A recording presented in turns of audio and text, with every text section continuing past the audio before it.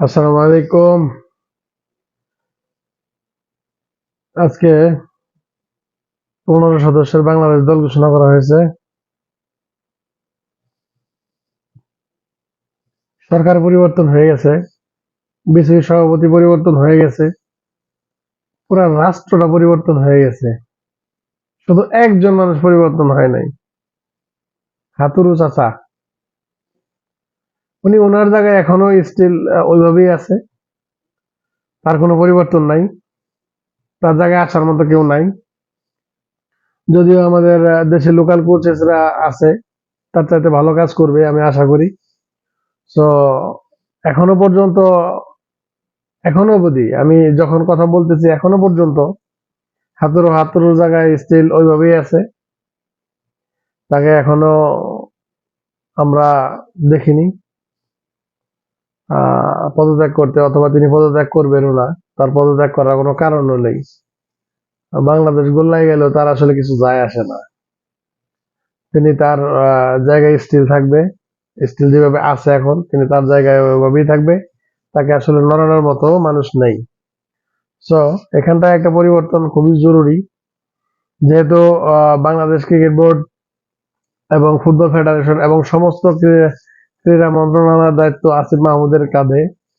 তো তাকে এই বিষয়গুলো অবশ্যই দেখতে হবে এবং এই বিষয়গুলো নিয়ে তাকে কাজ করতে হবে, এবং তার কাজ করার বিষয় এগুলাই। তো ক্রিকেট বোর্ডটাকে ঢেলে সাজাতে হবে, এবং ক্রিকেট বোর্ডে পাপন, নাজমুল হাসান পাপনের যে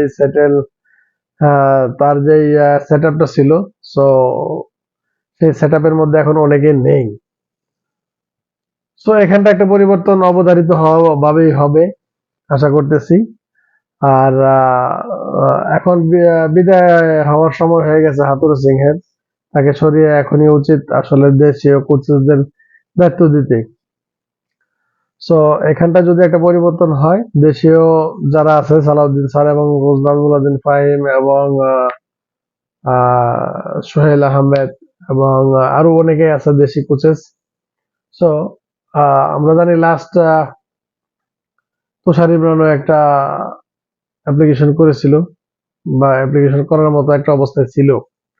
সো এখানটায় দেশি কোচ হিসেবে বিশেষ করে সালাউদ্দিন স্যার এবং নাজমুল আবেদিন ফাহিম স্যার, এদের দুজনের একজনকে দায়িত্ব দিতে হবে এবং হাতুড়ি মুক্ত করতে হবে Bangladesh cricket board.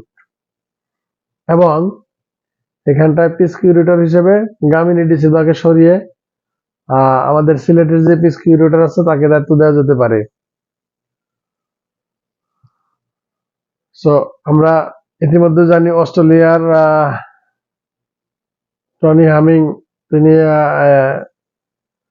Piece curator হিসেবে বাংলাদেশে এসেছে এবং তিনি আসলে বিভিন্ন সময় বিভিন্নভাবে পরীক্ষা নিরীক্ষা করতেছে। সো আমরা সবাই আশা করতে পারি এই দুই লঙ্কানকে সরিয়ে এখানটায় টনি হামিংকে দায়িত্ব দেওয়া হোক, অথবা দেশীয় কোনো যদি সিকিউরিটি থাকে তাকে দায়িত্ব দেওয়া হোক। আমরা শ্রীলঙ্কান মুক্ত বাংলাদেশ ক্রিকেট বোর্ড চাই। এখানটা হাতুড়েকেও সরাতে হবে, এখান থেকে গামিনী ডিসিলভাকে আসলে সরাতে হবে। সো তাহলে হয়তো ক্রিকেট বোর্ডে কিছু একটা হবে, আমরা আশা করতে পারি। আর পুরনোদের ক্ষেত্রে যদি আমি বলি, তামিম ইকবাল আসলে এই পাকিস্তান সফরের অন্তর্ভুক্তি না। সো তাকে নিয়ে কথা বলাটা এখন উচিত হবে কিনা জানি না, তবে তাকে নিয়ে এখন কথা বলতে হচ্ছে, যেহেতু আজকে নুরুল হাসান সোহান একটা কথা বলছেন, ন্যাশনাল টিমের প্লেয়াররা যদি রাজনীতিতে আসে ওকে ওয়েলকাম, তবে তাকে ন্যাশনাল টিমের ক্রিকেটটা আসলে খেলা ছাড়তে হবে, তারপর তিনি আসলে যা ইচ্ছা তাই তিনি করতে পারেন।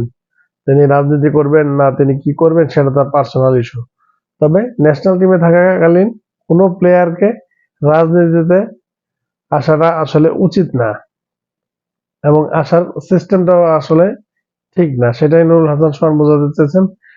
ইমরুল কায়েস তার স্ট্যাটাসে বলেছেন, রুবেল হোসেন তার স্ট্যাটাসে বলেছেন, দুর্নীতি মুক্ত করতে হবে বাংলাদেশ ক্রিকেট বোর্ডকে। সো এখানটায় আপনারা অবশ্যই বুঝতে পারতেছেন দুর্নীতির যে কালো থাবা সেটা গ্রাস করে ফেলেছে বাংলাদেশ ক্রিকেট বোর্ডকে।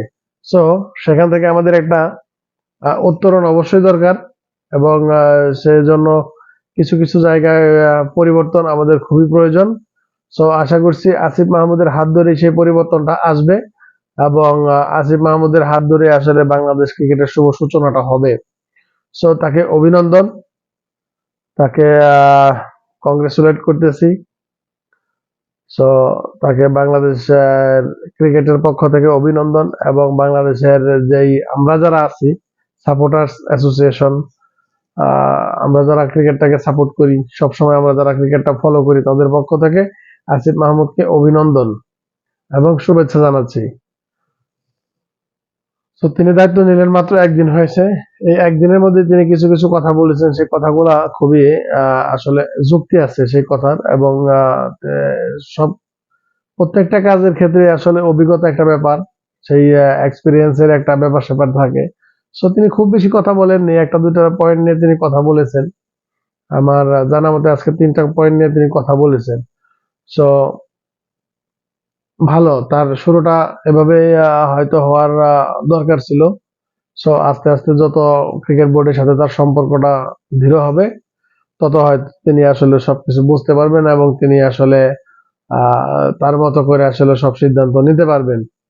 সো আমরা আশা করতেছি ভালো কিছুর, এবং আমরা আশা করতেছি সেই পুরনো যেই বাংলাদেশ ক্রিকেট বোর্ডের কালো ছায়া, সো সেই কালো ছায়ার পরিবর্তন এখন ঘটবে, এবং সেটা আসলে খুব সুন্দরভাবেই এবং খুব সফলভাবেই হবে, এবং বাংলাদেশের ক্রিকেট আর পেছনে পড়ে থাকবে না। ধীরে ধীরে বাংলাদেশের ক্রিকেটটা এখন সামনের দিকে এগিয়ে যাবে, সেটাই প্রত্যাশা করি।